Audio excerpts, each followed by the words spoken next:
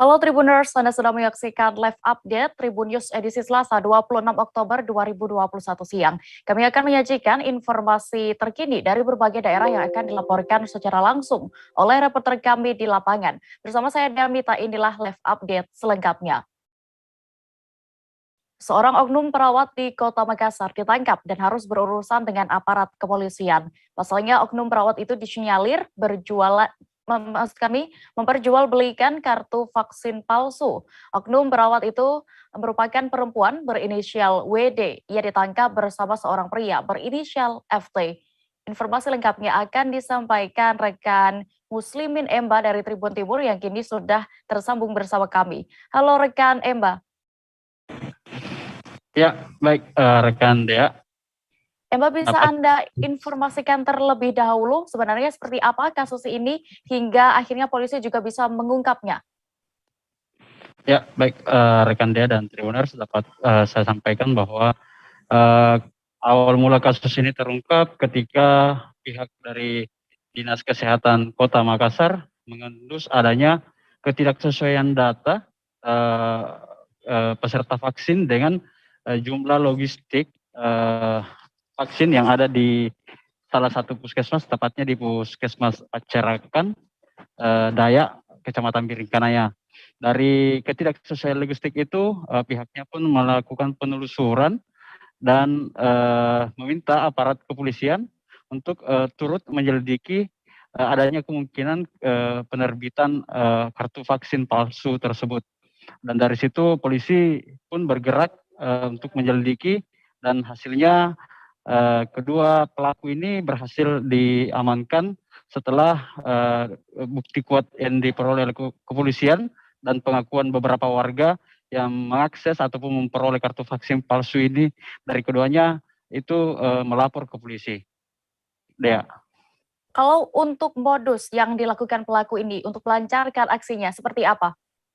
Ya, untuk modus operandi dari keduanya sendiri, si FT ini rekan dari perawat WD, tugasnya dia untuk mencari warga yang enggan disuntik vaksin namun butuh atau memerlukan kartu vaksin untuk perjalanan jauh misalnya. Nah, dari situ FT menawarkan pembuatan kartu vaksin oleh WD dengan tarif Rp50.000 per kepingnya begitu. Ya. Dua pelaku yang sudah diamankan ini, Emba, apakah saat ini sudah ditetapkan sebagai tersangka dan bagaimana dengan pasal yang disangkakan kepada keduanya? Ya, betul sekali. Untuk kedua pelaku saat ini sudah berstatus tersangka. Keduanya dijerat dengan pasal terkait Undang-Undang Kesehatan dengan ancaman hukuman 12 tahun dan denda 12 miliar rupiah. Ya. Baik, Tribuners, rekan Emba juga sudah sempat melakukan wawancara bersama Wakasat Reskrim Polrestabes Makassar, AKP Jufri Natsir, terkait kasus ini. Berikut keterangan lengkapnya kami tampilkan. Surat vaksin itu 50.000. Dengan adanya itu, kami berhasil menyita 9 juta uang dari hasil penjualannya itu dari tersangka. Terus kemudian, adapun yang bersangkutan memang sebelumnya pernah bekerja di rumah sakit Pacerakan, Puskesmas Pacerakan. Yang bersangkutan saudara FT, yang perempuannya ini pernah bekerja honorer tenaga kontrak di rumah sakit Sukarela, di rumah sakit Pacerakan. Namun setelah adanya COVID, oleh yang bersangkutan dimasukkan sebagai tenaga kerja untuk masuk untuk penanganan COVID. Disitulah berawal sehingga dia mempergunakan atau dia menyalahgunakan hal demikian. Terkait dengan itu, kami menjelaskan bahwa dengan adanya perbuatan tersangka yang mengeluarkan surat vaksin palsu ke masyarakat, sehingga kami oleh Polrestabes melakukan penahanan dan memproses dengan ancaman hukuman pasal yang kami kenakan, yaitu pasal 51 ayat 1, terus pasal 35 Undang-Undang Republik Indonesia nomor 8 tahun 2001 tentang informasi elektronik. Terus kemudian disandingkan lagi dengan Undang nomor 19 tentang informasi dan elektronik, kemudian dengan Undang-Undang Kesehatan pasal 55 ayat 1 dengan ancaman hukuman 12 tahun dengan denda, kalau dendanya itu 12 miliar. Kalau yang perempuan ini apa statusnya? Tenaga kesehatan apa? Bidan, perawat atau apa? Awalnya perawat. Jalan provinsi di Desa Ambololi, Kecamatan Konda, Kabupaten Konawe Selatan kini sudah bisa dilalui kendaraan. Jalur tersebut sempat macet total selama 7 jam sejak Senin 25 Oktober 2021 kemarin mulai pukul 8 waktu Indonesia Tengah hingga pukul 15:30 waktu Indonesia Tengah. Kemacetan parah terjadi lantaran warga sempat memblokade jalur yang menghubungkan 4 kabupaten atau kota itu. Untuk mengetahui lebih detailnya, sudah bergabung bersama kami rekan wartawan dari Tribun News Ultra, ada Fadli Aksar yang akan menyampaikan laporan lengkapnya. Halo Fadli.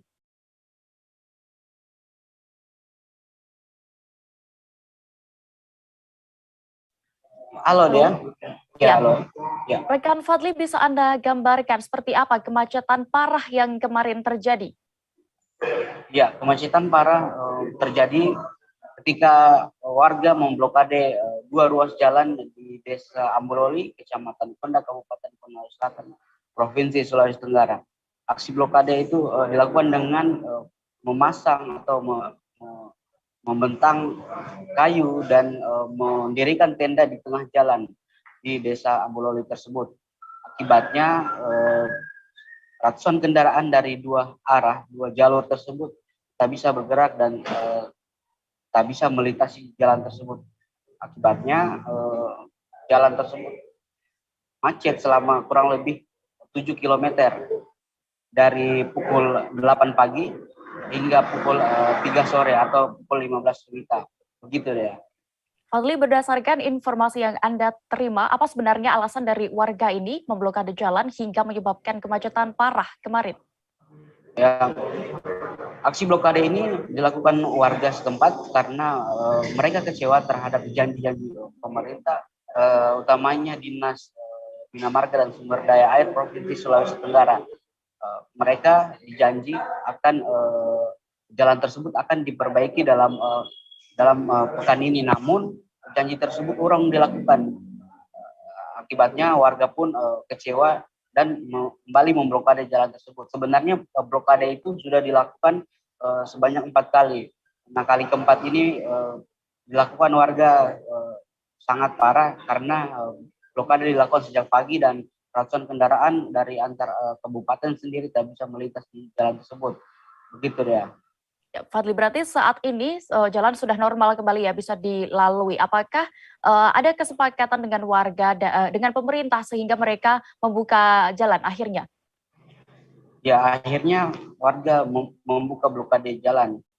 Kayu yang dibentangkan, kemudian tenda yang didirikan, dipindahkan oleh warga setelah warga ditemui oleh perwakilan dari pemerintah, khususnya dari Dinas Sumber Daya Air dan Bina Marga Provinsi Sulawesi Tenggara. Warga dan Dinas SDA dan Bina Marga sendiri bersepakat bahwa jalan tersebut akan diaspal, namun melalui penanganan sementara dalam 3 hari ke depan. Dalam 3 hari ke depan jalan tersebut akan dilakukan pengerasan dengan material-material yang akan diturunkan di jalan tersebut. Kemudian pengaspalan dilakukan pada November atau awal November 2021 mendatang. Akhirnya warga pun dengan kesepakatan itu kemudian mau dan rela membuka akses jalan tersebut sehingga ratusan kendaraan yang sudah mengantre selama 7 jam akhirnya bisa melintas dan melalui jalur tersebut. Lalu lintas juga dilakukan oleh aparat kepolisian setempat. Begitu ya. Baik, dan Tribuners, rekan Fadli juga sudah sempat melakukan wawancara bersama seorang warga di sana terkait hal ini. Ada Syahriman Hamdani selaku koordinator aksi. Berikut kami tampilkan keterangan lengkapnya. Aksi hari ini kita lakukan itu berbentuk pada janji pertama pihak TU Provinsi yang melakukan kita bahwa kurang dari 1 minggu itu mereka akan turun melakukan penanganan sementara. Setelah perkataan mereka paling lama 2 minggu. Itu kan kita sudah siapkan juga memang apa yang kita akan lakukan. Ternyata 2 minggu lebih itu tidak ada tindakan daripada mereka.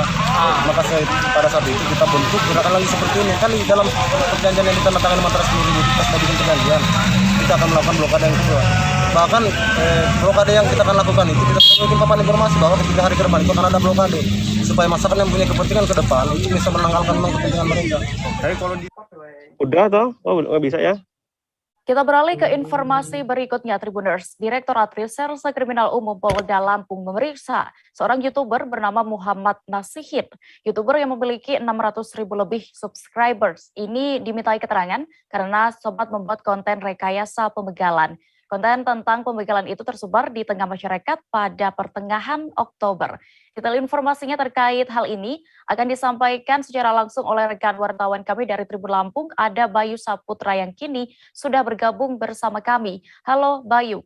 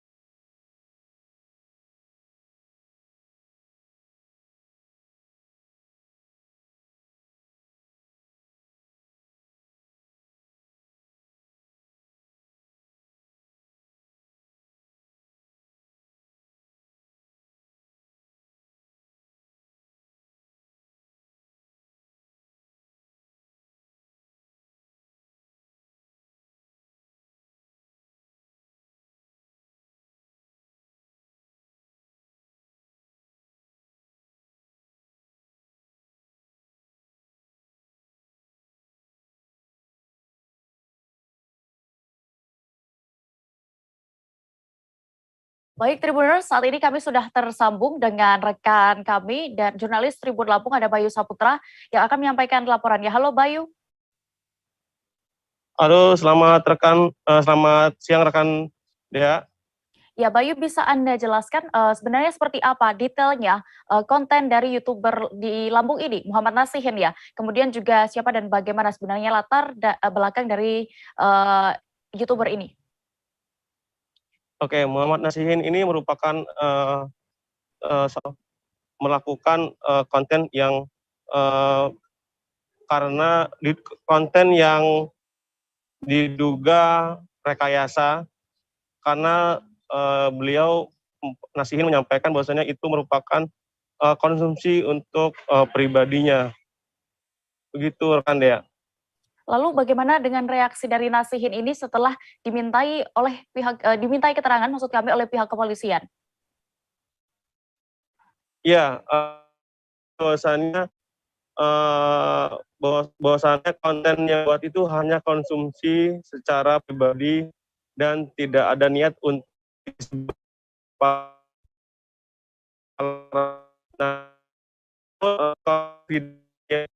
itu.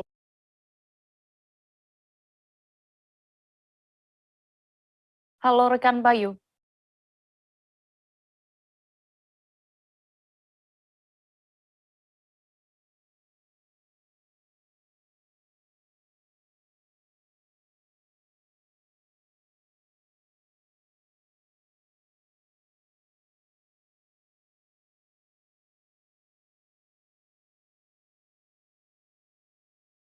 Baik Tribuners, ada sedikit gangguan dengan jurnalis kami dan berikut langsung kami tampilkan keterangan dari Kombes Zahwani Pandra Arsyad selaku Kabid Humas Polda Lampung terkait kasus ini.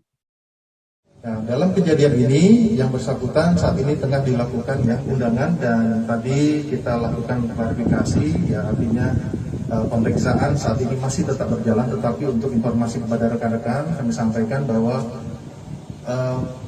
tayangan konten yang dibuat tersebut adalah tayangan konten yang dibuat pada tanggal 13 Oktober 2021 di daerah Lampung Timur. Tujuan yang sebenarnya adalah untuk membuat konten pribadi untuk para pada kelompoknya atau masyarakatnya atau secara umum. Ya, itu yang disampaikan. Tetapi dalam kesempatan ini bahwa kejadian yang sebenarnya tidak pernah terjadi. Itu sudah diakui dan hasil pemeriksaan juga demikian. Ya saat ini pemeriksaan masih berlanjut karena sudah ada pemeriksaan yang lain termasuk kru yang ada. Jadi sudah kami tengah lakukan pemeriksaan saat ini adalah selain daripada saudara Muhammad Nasihun, itu ada lagi 4 orang Nasihin ya, Muhammad Nasihin. Kemudian juga ada 4 orang lain yang bertugas sebagai kru film, antara lain ada sebagai seorang kameramen dan 2 yang berperan di sana. Kita menuju Jambi, Tribuners. Jajaran Polres Kerinci berhasil mengungkap penanaman ganja di lahan hutan seluas 1 hektar. Lokasi kebun ganja tersebut diketahui berada di kilometer 10 puncak Kecamatan Sungai Bungkal, Kota Sungai Penuh. Seorang wanita berinisial FY berusia 40 tahun yang diduga pemilik lahan diamankan bersama ratusan barang bukti batang ganja. Selengkapnya akan disampaikan rekan jurnalis kami dari Tribun Jambi, ada Heru Pitra yang kini sudah terhubung bersama kami. Halo rekan Heru. Ya, rekan Dea. Bisa Anda informasikan kapan penggerebekan lahan ganja ini dilakukan oleh aparat kepolisian? Ya, baik. Perlu kami laporkan bahwa lahan ganja seluas 1 hektar di puncak kilometer 10 Kecamatan Sungai Bungkal berhasil diungkap pada Rabu tanggal 20 Oktober kemarin. Pengungkapan berawal dari adanya informasi dari masyarakat yang diterima oleh Sat Narkoba Polres Kerinci. Berdasarkan laporan itu, Kanit Sat Narkoba Endra melaporkan ke Kapolres, dan Kapolres langsung memerintahkan untuk melakukan penyelidikan. Program didapatkan sekitar pukul 13 Rabu siang. Kita pukul 16, Kapolres langsung memimpin anggota melakukan pengerebekan menuju lahan yang terdapat di puncak di wilayah Kecamatan Sungai Bungkal, Kota Sungai Penuh. Rekan Heru. Ya. Ya, dari lahan 1 hektar yang digerebek ini, apakah hanya ditanami tanaman ganja itu saja, ataukah ada tanaman lainnya? Ya, di luas lahan 1 hektar itu terdapat tanaman cabai. Di sekitar tanaman cabai itulah yang ditanam beberapa batang ganja atau ratusan ganja yang ada di lahan tersebut, di sela-sela batang cabai itu. Namun yang terurus bukan cabainya, malah ganja itu yang terurus gitu. Baik, lalu berdasarkan informasi yang ada ini, disebutkan bahwa suami dari FY ini bisa berhasil melarikan diri. Apakah benar? Dan bagaimana nanti penanganannya? Ya, benar, benar sekali informasi tersebut bahwa saat penggerebekan yang dilakukan oleh anggota Polres Kerinci, saat itu Polres hanya menemukan istri dari berinisial WC, suami dari inisial FN yang berhasil diamankan di lokasi tersebut. Sementara FC berhasil melarikan diri sebelum pas waktu penggerebekan dilakukan itu, rekan Dea. Baik, Tribuners, berikut akan kami tampilkan video keterangan dari Ibda Yandra, Kanit Narkoba Polres Kerinci, selengkapnya. Alhamdulillah, Sat Narkoba Polres Kerinci bisa mengamankan ladang ganja berikut tersangkanya. Untuk tersangka 2 orang, bisa berhasil kami amankan 1 orang ibu-ibu yang diduga menanam, menjual narkotika jenis ganja. Inilah yang keringnya, terus yang ini ya, yang masih siap panen. Terus masih ada anggaran 300 batang lagi di bawah. Yuk, ikuti. Ganja. Ini juga. Ya. Ganja. Sini, ikuti. Itu juga bawah sampai. Itu ada bibit yang kecil ada juga. Ini. Ya. Ini aja. Nih, ya. Dengan SK-nya tuh. Untuk tersangka sini. Ya, untuk tersangkanya. Ibu-ibu ini. Mahasiswa Universitas 11 Maret atau UNS Solo dikabarkan meninggal dunia setelah mengikuti kegiatan pendidikan dan latihan atau diklat pada Minggu 24 Oktober 2021. Informasi yang dihimpun Tribun Solo, mahasiswa tersebut berinisial GE, warga Dusun Keti, Desa Dayu, Kecamatan Karangpandan, Karanganyar, Jawa Tengah. Sampai saat ini polisi informasinya masih terus melakukan penyelidikan terkait kejadian tersebut. Kabar selengkapnya terkait kasus ini akan disampaikan rekan Fristin Intan dari Tribun Solo yang kini sudah terhubung bersama kami. Halo Fristin. Halo Dea. Christine, apakah sudah terungkap dan bisa Anda ceritakan terkait kronologi meninggalnya mahasiswa UNS ini? Baik, Dea, terkait dengan meninggalnya mahasiswa UNS yang ada saat melakukan diklat yang ada di UNS ataupun juga di sekitar kampus, memang diketahui pada malam itu GE melakukan diklat yang ada di area UNS, dan saat itu juga diketahui bahwa diungkap dari pihak mahasiswa ataupun dari UNS mengatakan bahwa sempat terjadinya kram, namun beberapa keterangan juga dari keluarga korban adanya bekas memar yang ada di bagian kepala dan juga sekujur tubuhnya. Namun untuk sampai saat ini secara keseluruhan penyebab dan bagaimana bisa ini meninggal dunia belum dipastikan karena masih menunggu hasil otopsi. Begitu dia. Oke, Christine, dengan kondisi korban yang ditemukan terdapat beberapa luka itu tadi, bagaimana tindak lanjut penanganan korban dari pihak kepolisian?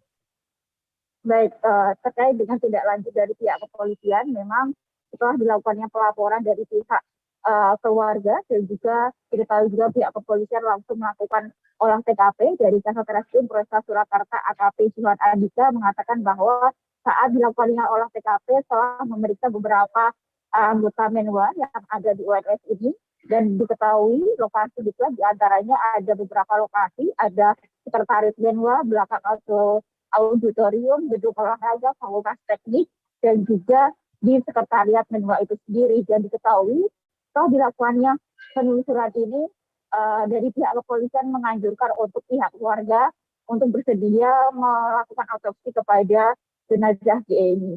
Dea. Lalu Christine, terkait adanya kejadian ini, apakah sudah ada tanggapan dari pihak Universitas 11 Maret? Baik, dari pihak Universitas 11 Maret mengatakan bahwa saat ini sudah berkoordinasi dengan pihak keluarga terkait dengan otopsi yang dilakukan oleh pihak kepolisian dan juga pihak Rumah Sakit Muwardi Solo, dan untuk tindak lanjut untuk para anggota Menwa yang ada di kampus saat ini semua diberhentikan untuk kegiatannya dan dilakukannya pemeriksaan dari pihak kepolisian. Nantinya akan dilakukannya evaluasi ataupun keterangan nanti sekitar pukul 1 nanti ataupun pukul 1:30 nanti akan dilakukannya media kompres dari pihak UNS sendiri. Ya. Baik, Tribuners, berikut kami tampilkan hasil wawancara rekan Christine dengan Kasatreskrim Polresta Surakarta AKP Johan Andika. Kita mendengar kabar bahwa ada salah satu mahasiswa UNS yang tiba-tiba dilaporkan sudah tidak bernyawa.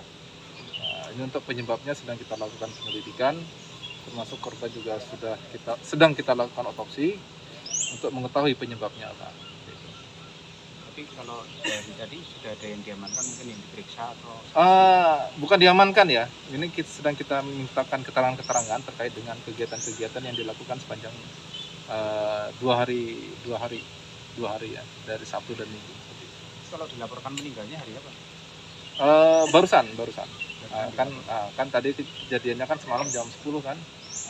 Habis itu ini kita koordinasi dengan keluarga ya, supaya untuk keluarga itu berlapang hati, maksudnya mengikhlaskan untuk kita lakukan otopsi untuk kita mengetahui penyebab kematiannya itu apa. Kita akan jeda sejenak Tribuners dan akan kembali sesaat lagi, tetaplah di Live Update. Oke, apa kabar Bang Arif di sini untuk strateginya? Kalau saya sendiri di Jumip 37 ini yang semalam baru mulai, apa yang dirasakan Kopernita? Sebenarnya aku nggak ngerasa itu penangkapan atau penggerebegan atau apapun itu, karena gitu posisinya aku kriteria. Jadi kita mengenal disebut dengan stroke yang tidak berdarah dengan stroke yang berdarah.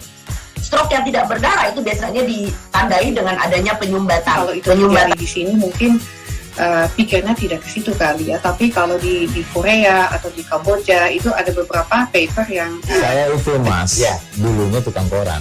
Oh gitu ya, tukang koran ya, saya baca itu Pak. Tuh kan pernah baca kan ya. Jadi kalau saya jadi tanggam itu udah bersyukur banget. Si anak ini dijadikan sebagai tersangka begitu ya. Kalau Ini kita bicara yang di luar kasus Sibolombo ya. Dengan nama hujan shower, di mana terdapat batas jelas antara daerah hujan dan tidak hujan yang biasanya terjadi pada fase awal mature stage atau tahap berbahaya itu Kang. Jadi mulai artinya terjadinya perlembekan. Nah itu untuk penetrasi akan sulit. Gitu ya. Dok, saya ini menurut saya memang tidak mudah. Bukan urusan tanah diambil. Kalau misalnya Amerika Serikat sekarang, Rasulullah mengatakan dalam sebuah hadis bahwa berpuasa di 6 hari Syawal itu. Oke, apa kabar Bang Arifki di sini untuk strateginya? Kalau saya sendiri di Jumip 37 ini yang semalam baru mulai, apa yang saya dirasakan udah Kapten Hitam? Sebenarnya aku nggak ngerasain penangkapan atau penggerebegan atau apapun itu. Karena gini loh, posisinya aku kriteria. Jadi kita mengenal disebut dengan stroke yang tidak berdarah dengan stroke yang berdarah. Stroke yang tidak berdarah itu biasanya ditandai dengan adanya penyumbatan. Kalau itu terjadi di sini mungkin pikirnya tidak ke situ kali ya. Tapi kalau di Korea atau di Kamboja itu ada beberapa paper yang Saya itu Mas, dulunya tukang koran. Oh gitu ya. Tukang koran. Ya, saya baca itu Pak. Tuh kan, pernah baca kan? Ya. Jadi kalau saya jadi pangdam itu udah bersyukur banget. Si anak ini dijadikan sebagai tersangka begitu. Ya, kalau ini kita bicara yang di luar kasus Sibolombo ya. Dengan nama hujan shower, di mana terdapat batas jelas antara daerah hujan dan tidak hujan yang biasanya terjadi pada fase awal mature stage atau tahap berbahaya itu Kang. Jadi mulai artinya terjadinya perlembekan. Nah itu untuk penetrasi akan sulit. Gitu ya. Dok, saya ini menurut saya memang tidak mudah. Bukan urusan tanah diambil. Kalau misalnya Amerika Serikat sekarang, Rasulullah mengatakan dalam sebuah hadis bahwa berpuasa di 6 hari Syawal itu. Oke, apa kabar Bang Arifki di sini untuk strateginya? Kalau saya sendiri di Jumip 37 ini yang semalam baru mulai, Apa yang saya dirasakan udah Kapten Hitam? Sebenarnya aku nggak ngerasain penangkapan atau penggerebegan atau apapun itu. Karena gini loh, posisinya aku kriteria. Jadi kita mengenal disebut dengan stroke yang tidak berdarah dengan stroke yang berdarah. Stroke yang tidak berdarah itu biasanya ditandai dengan adanya penyumbatan. kalau itu terjadi di sini mungkin pikirnya tidak ke situ kali ya. Tapi kalau di Korea atau di Kamboja itu ada beberapa paper yang Saya itu Mas, dulunya tukang koran. Oh gitu ya. Tukang koran. Ya, saya baca itu Pak. Tuh kan, pernah baca kan? Ya. Jadi kalau saya jadi pangdam itu udah bersyukur banget. Si anak ini dijadikan sebagai tersangka begitu. Ya, kalau ini kita bicara yang di luar kasus Sibolombo ya. Dengan nama hujan shower, di mana terdapat batas jelas antara daerah hujan dan tidak hujan yang biasanya terjadi pada fase awal mature stage atau tahap berbahaya itu Kang. Jadi mulai artinya terjadinya perlembekan. Nah itu untuk penetrasi akan sulit. Gitu ya. Dok, saya ini menurut saya memang tidak mudah. Bukan urusan tanah diambil.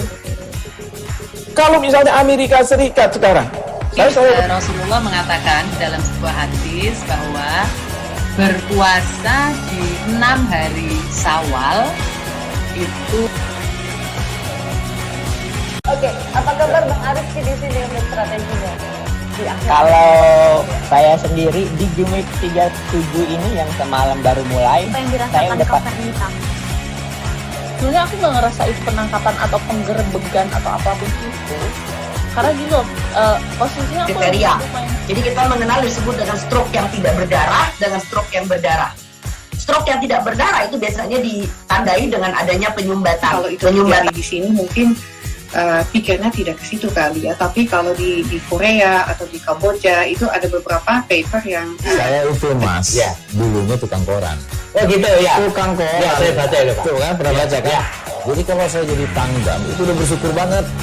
Si anak ini dijadikan sebagai tersangka begitu. Ya, kalau ini kita bicara yang di luar kasus Sibolombo ya. Dengan nama hujan shower, di mana terdapat batas jelas antara daerah hujan dan tidak hujan yang biasanya terjadi pada fase awal mature stage atau tahap berbahaya itu Kang. Jadi mulai artinya terjadinya perlembekan. Nah itu untuk penetrasi akan sulit begitu ya. Dok, saya ini menurut saya memang tidak mudah, bukan urusan tanah diambil.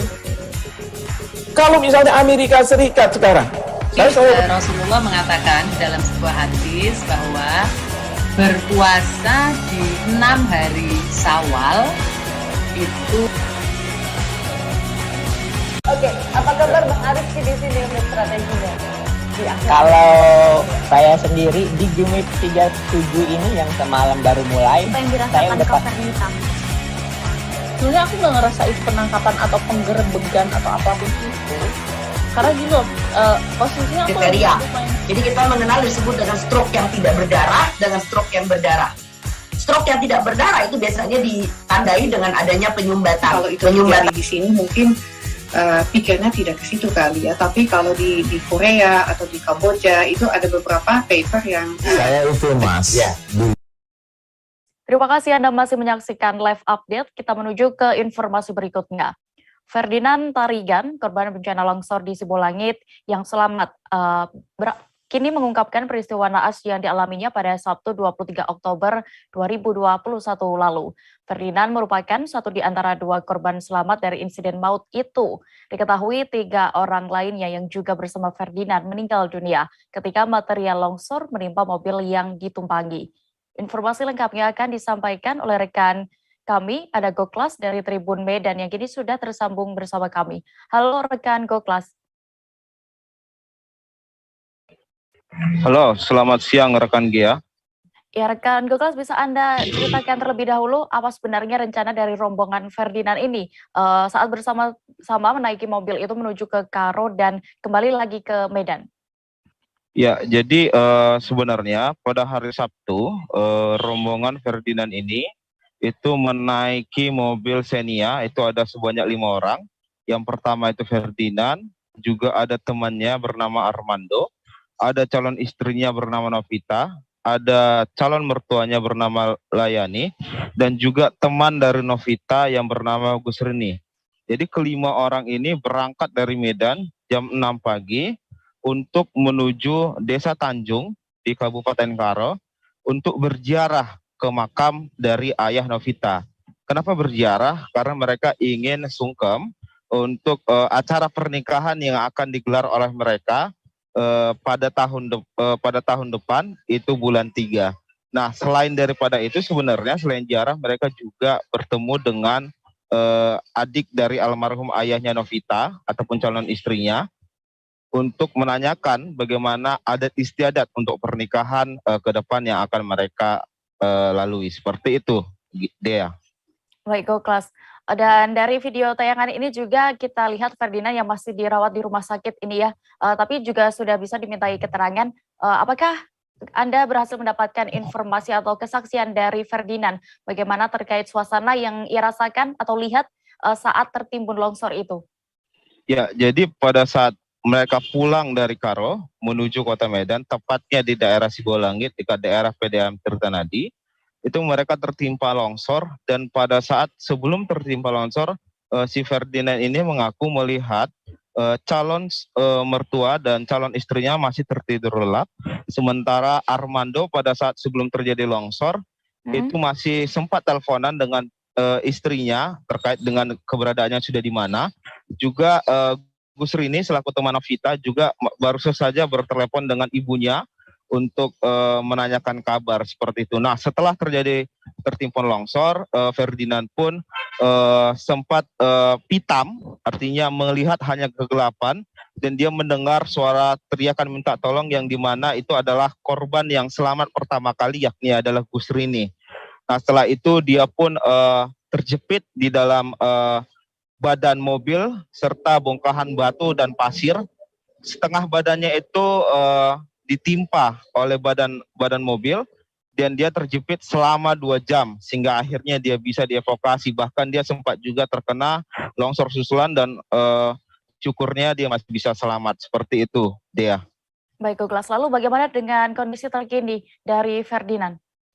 Nah, kondisi terkini yang kita dapatkan informasi dari pihak rumah sakit RSUP Adam Malik. Jadi saat ini Ferdinand masih dirawat di ruang Rindu B, RSUP Ada Balik dengan kondisi tangan kanan yang patah dan ada luka lebam yang ada di sekitar mata kanan serta di sekitar tubuhnya, di lengan kiri dan juga sekitar daerah areal kepala. Nah, adapun dari pihak rumah sakit mengatakan bahwa hari Rabu besok hari itu Ferdinand akan menjalani operasi untuk mengobati tangan kanannya yang patah tersebut. Seperti itu rekan Dea. Baik, Tribuners dan rekan Goklas juga sudah sempat mendapatkan keterangan dari Ferdinand. Berikut kami tampilkan video kesaksian dari Ferdinand Tarigan, korban selamat dari bencana longsor. Ketika itu, lewat daripada Sindelaras itu, saya cuma ingatnya sampai Sindelaras lah saya. Tiba-tiba kejadian, saya nggak ada dengar suara gemuruh atau orang longsor yang turun atau seperti apa, nggak ada suara sama sekali. Tiba-tiba saya terbangun dari kejadian itu, saya mendengar ada jeritan minta tolong dengan kaki saya. Mendengar itu, kaki saya pak. Nah, baru saya terbangun. Saya ini ketiduran atau mimpi. Nah, setelah saya bangun, saya mendengar suara jeritan tak tolong tadi. Saya itu bangun, saya lihat sekeliling saya, buka mata saya gelap. Saya langsung berpikir, oh ini pasti longsor. Dan saya minta tolong. Tim dari evakuasi yang sudah ada di luar, langsung saya mendengar, oh ini masih ada yang hidup. Kita prioritaskan dulu ini, bongkar katanya, makanya itu dibongkar semua. Gitu Pak. Pada saat itu kondisi abang itu terjepitkah atau gimana? Oh, pada saat itu puji Tuhannya itu saya pada saat itu masih kondisi seperti ini. Ya, ini ditutup oleh, saya nggak tahu itu apakah karena. Beralih ke kabar berikutnya, Tribuners, seorang pria 26 tahun bernama Eko Chandra Bungsu, seorang pemandu wisata warga Pulau Bagu, Kecamatan Pulau Banyak, Aceh Singkil, mengaku menjadi korban gigitan anjing bernama Cannon. Kejadian itu ketika ia sedang berjalan memandu tamu wisata di pinggir pantai di depan Kimo Resort. Akibatnya, Eko harus mendapatkan perawatan serius di Puskesmas Pulau Banyak sebelum akhirnya dirujuk ke RSUD Aceh Singkil. Dan detail informasinya terkait kejadian ini akan disampaikan oleh rekan wartawan kami dari Serambi News. Ada Dede Rosadi yang kini sudah bergabung bersama kami. Halo rekan Dede.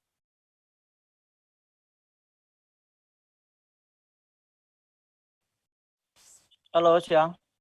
Ya rekan Dede, berdasarkan informasi yang beredar, anjing bernama Cannon ini videonya ya sempat viral lantaran setelah peristiwa ini terjadi ia ditangkap lalu mati. Bagaimana bisa Anda informasikan kejadian persisnya? Kejadian matinya sendiri itu terjadi tanggal 19 pada hari Selasa atau pekan lalu. Hari ini hari Selasa dan kejadian matinya itu hari Selasa lalu. Ceritanya personil Satpol PP Kabupaten Aceh Singkil diminta pihak Kecamatan Pulau Banyak untuk datang untuk membawa anjing yang ada di Kimo Resort karena pihak kecamatan serta tokoh adat setempat sudah memperingatkan agar di lokasi wisata itu tidak ada memelihara anjing karena membuat pengunjung ke sana itu tidak nyaman karena Pulau Panjang sendiri merupakan lokasi wisata favorit terutama keluarga dan sudah juga ada beberapa warga yang jadi korban baik digigit kemudian dikejar dan saya pun termasuk pernah beberapa kali ke sana dan sering juga melihat ada anjing itu memang sering menggonggong ketika ada wisatawan mendekat. Nah, ketika datang hari Seninnya, tanggal 19, kemudian dilakukan negosiasi untuk membawa anjing itu, namun tidak berhasil. Dan pada hari Selasa itu negosiasi yang dilakukan antara tokoh adat di Kecamatan Pulau Banyak dengan pemiliknya akhirnya disepakati anjing itu dibawa menggunakan keranjang sayur dari lokasi di Pulau Panjang ke Singkil, ibu kota Kabupaten Aceh Singkil. Selanjutnya kesepakatannya dengan pemilik nanti sampai singkil diambil.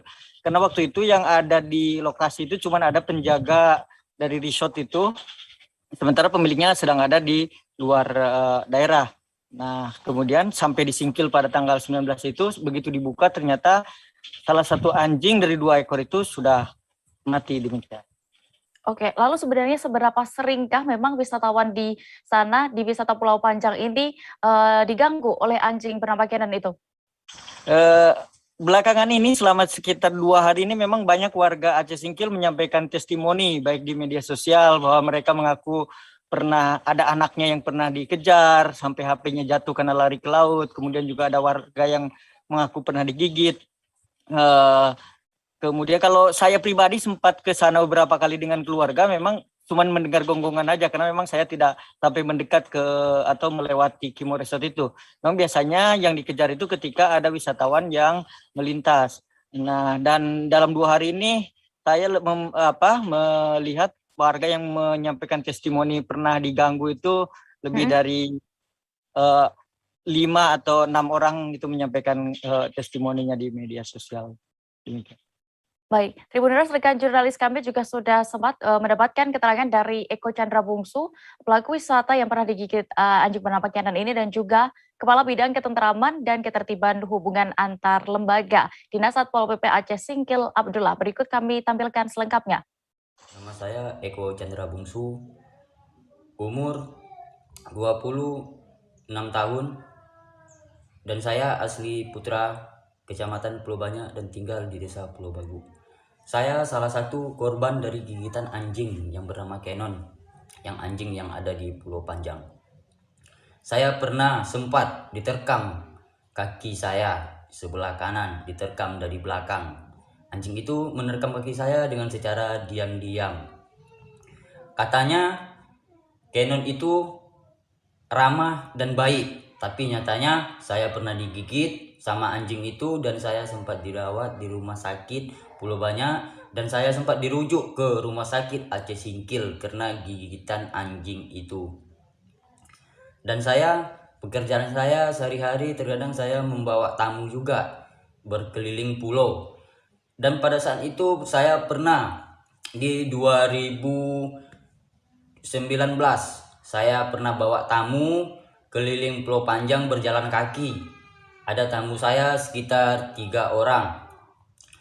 Dan saya sama tamu saya pernah berjalan menyisir pantai Pulau Panjang. Pas saya menyisir pantai di depan Kimo Resort, tamu saya malah dikejar sama anjing dan nyemplung ke dalam laut tamu saya. Jadi kami dari Satpol PP tidak ada kekerasan, memukul sama kayu, sama besi, mengikat, meracuni, tidak ada. Dan tidak ada niat kami itu. Niat kami supaya anjing ini sehat, anjing ini selamat, bisa diberikan kepada tuannya yang pemilik anjing. Setelah itu, yang satu lagi udah kami serahkan. Datang dia kemarin. Pakai kayu itu supaya mengamankan kami, terus supaya jangan menggigit dia. Itu pun kami apakan dia, bukan kami pukul, maksudnya kami karantenya supaya pendek dia. Supaya dapat diamankan dia di lakban mulutnya, muncung anjing itu. Tapi apa daya nggak bisa karena dia memberontak terus. Setelah lepas dia lari ke tuannya balik, si Rizka ya, dia Prizal ya. Si Rizka kami memujuk si Rizka, berusaha supaya si Rizka mengangkat anjing itu ke tempat keranjang sakol. Artinya pemiliknya yang masukin ya? Ya, dia yang memasukkan. Waktu dibuat itu ada lagi di lakban keranjangnya itu? Enggak ada. Enggak ada, di lokasi aja ya? Di lokasi dan aja. Dan itu apa masih bisa bernapas enggak waktu? Ada kami rongga-rongganya. Kalau itu kan banyak apanya tuh, lubang-lubangnya keliling. Terus kami buat lagi rongga-rongganya. Kami kasih juga minum. Kalau penangkapannya memang karena sering meresahkan gitu apa betul? Ya, sering meresahkan pengunjung, bahkan ada yang digigitnya. Bahkan camat sama kepala Mukim Pulau Bale telah menyurati berapa kali. Kita beralih ke Provinsi Riau. Ruas Jalan Lobak di Kota Pekanbaru mendadak amblas pada Senin 25 Oktober kemarin seusai hujan deras mengguyur. Kejadian itu membuat masyarakat panik sehingga berlari keluar melihat kondisi jalan. Posisi jalan yang amblas ini berada di depan ruko berjejer, jaraknya dari jalan amblas hanya kisaran beberapa meter saja. Untuk mengetahui lebih detailnya, sudah bergabung bersama kami rekan Fernando Sikumbang, jurnalis Tribun Pekanbaru yang akan menyampaikan laporan lengkapnya. Halo Fernando. Iya, Dea. Selamat siang. Bisa Anda ceritakan kronologi detailnya dan juga lengkapnya terkait amblasnya pada jalan dan kondisi terkini di sana, rekan Fernando. Oke, Dea. Jadi pada kemarin Senin dini hari hujan deras melanda Kota Pekanbaru dan kondisi tersebut membuat sejumlah wilayah yang rawan longsor dan juga rawan amblas mengalami kejadian yang tidak mengenakan bagi masyarakat, Dea. Untuk kawasan tersebut kemarin pasca hujan air mengalir cukup deras di drainase sekitar kawasan tersebut pasca hujan mengguyur Kota Pekanbaru sejak Senin dini hari kemarin, Dea. Dan akhirnya drainase yang rusak tersebut akhirnya aliran deras tersebut mengikis sedikit demi sedikit bagian drainase hingga akhirnya jebol ke bagian badan jalan. Akhirnya terjadilah amblas jalan Lobak tersebut, Dea. Dan untuk kondisi sendiri pada saat kejadian memang tidak ada korban, namun kerusakan yang ditimbulkan oleh jalan amblas ini memang cukup parah karena satu ruas jalan tersebut amblas sama sekali dan terlihat memang bagian dalam jalan, bagian tanah ambruk ke bawah akhirnya, Dea. Oke, berdasarkan pantauan Anda di lokasi, bagaimana? Apakah ada harapan dari warga sekitar jalan amblas itu setelah peristiwa ini terjadi? Oke, Dea. Jadi pada saat kejadian itu masyarakat memang berharap bahwa jalan tersebut segera diperbaiki karena memang pengakuan dari masyarakat yang tinggal di sekitar kawasan itu jalan di sekitaran tempat kejadian amblasnya jalan itu memang sudah terjadi kerusakan di sekitarnya karena permukaan tanah di kawasan tersebut memang dikenal cukup labil, apalagi aliran air di drainase di kawasan tersebut cukup deras terutama saat hujan dengan curah tinggi mengguyur kawasan tersebut. Apalagi kawasan tersebut memang kawasan yang berbukit-bukit dan posisinya memang berada di tanjakan, Dea. Sehingga kondisinya membuat tanah di sekitar kawasan tersebut labil sehingga saat air mengalir di drainase dengan cukup deras, akhirnya drainase pun terkikis hingga akhirnya membuat jalan amblas dan masyarakat pun berharap pihak Dinas Pekerjaan Umum bisa segera melakukan perbaikan karena kondisi jalan tersebut harus diperbaiki secara menyeluruh agar tidak menimbulkan korban, Dea. Begitu, Dea. Oke, Fernando, karena ini juga yang amblas cukup panjang ya ini ya. Apakah sudah ada tindakan yang dilakukan oleh pihak terkait tadi? Oke, Dea. Memang pasca kejadian pada Senin kemarin tim sudah dari Dinas PUPR sudah turun langsung ke lokasi. Mereka melakukan pemeriksaan awal untuk memastikan penyebab dari amblasnya ruas jalan tersebut karena memang jalan tersebut cukup padat lalu lintasnya sehingga harus dilakukan perbaikan dengan cepat. Maka tim pun langsung melakukan melokalisir kawasan tersebut agar masyarakat bisa melintas di sana secara hati-hati untuk sementara waktu. Dan tim dari Dinas Pekerjaan Umum sendiri pada hari ini sudah menurunkan alat berat di kawasan tersebut guna melakukan proses perbaikan secara bertahap, Dea. Karena memang untuk kerusakan jalan tersebut di jalan